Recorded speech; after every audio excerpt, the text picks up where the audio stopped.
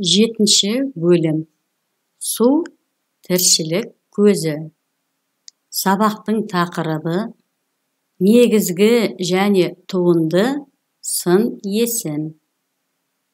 Мақсаты түрлі жағдаяттағы қоғамдық ортада қатысымдық әрекеттерде өз сөзін жүйелі түрде жоспарлап, тілдік нормаларды сақтап сөйлейді.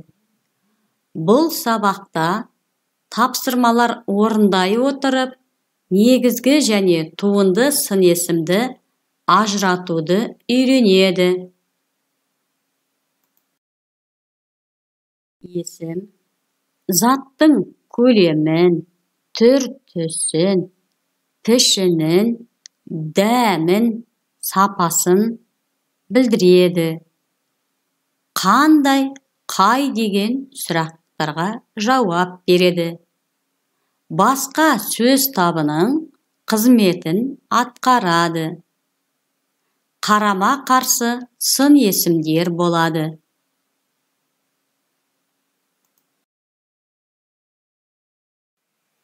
Оқылым: ерте, ерте, ертеде. Бірнеше жыл бұрын су жоғалып кетіпті.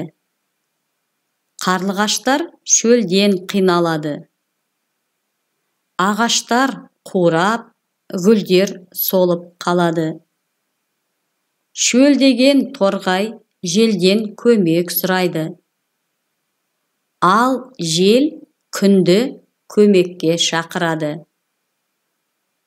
Күн өзендер мен көлдердегі суларды қатты қыздыра бастайды. Су буға айналып, аспанда бұлт пайда болады.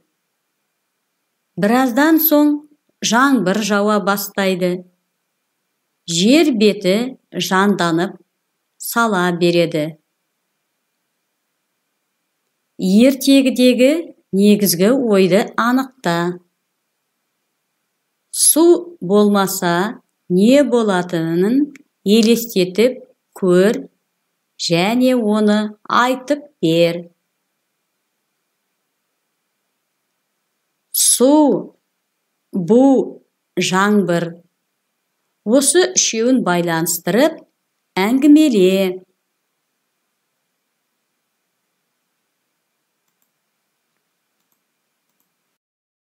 Жазылым: 18-ші тапсырма. Мәтінді көркем жаз. Аспандағы ақша бұлттар бүгін ерекше әдемі. Біз бір топ бала жидекті тоғайға бет алдық.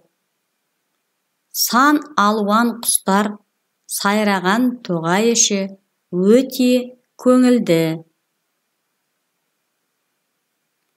Сын есімдерді тап, оларды сын есімнің негізгі және туынды түрлеріне ажырат.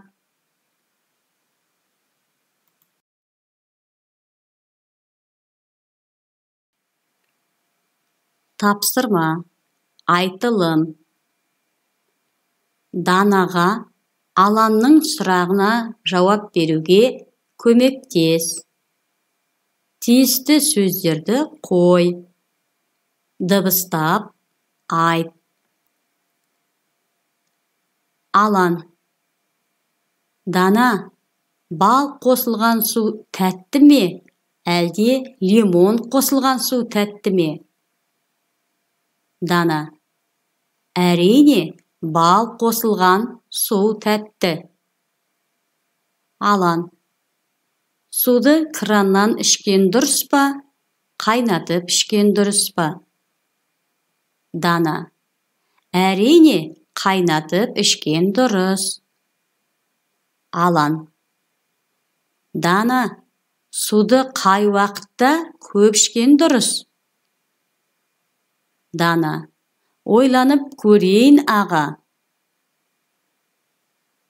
Қажетті сөздер: ыстық күні, ауырғанда, тауға шыққанда.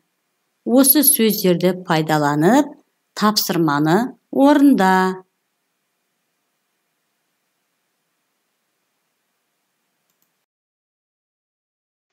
Қарсы мәндес сын есімдерді тап.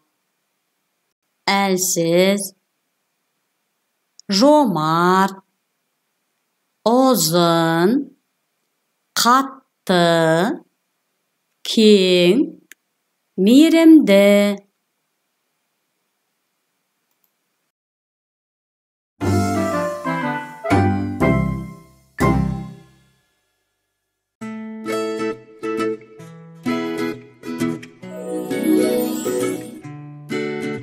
Қызыл,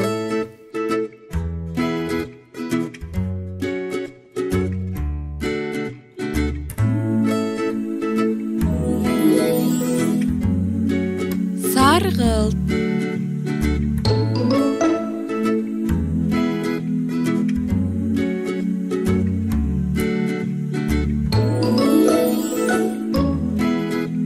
сары,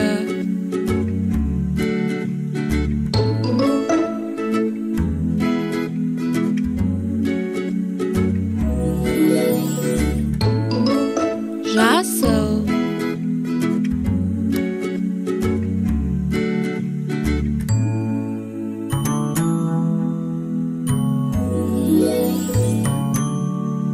көгілдір,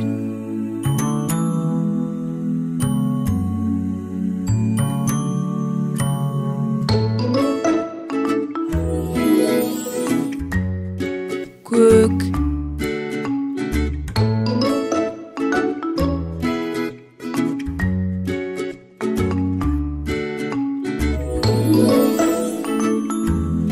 күлгін,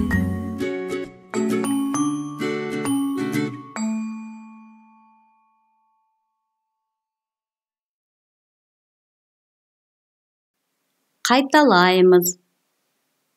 Сын есім заттың түрін, түсін, сапасын білдіреді.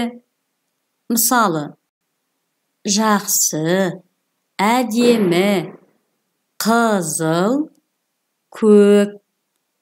Сын есімнің сұрақтары қандай, қай. Шығармашылық тапсырма. Суреттерді пайдаланып, туынды сын есім жаса. Мысалы, көкшіл.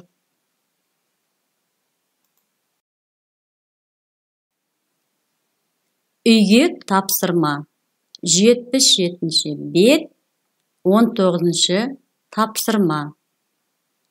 Бүгінгі сабақ бойынша өзіңді қалай бағалайсың? Өзіңді қай баспалдаққа қояр едің?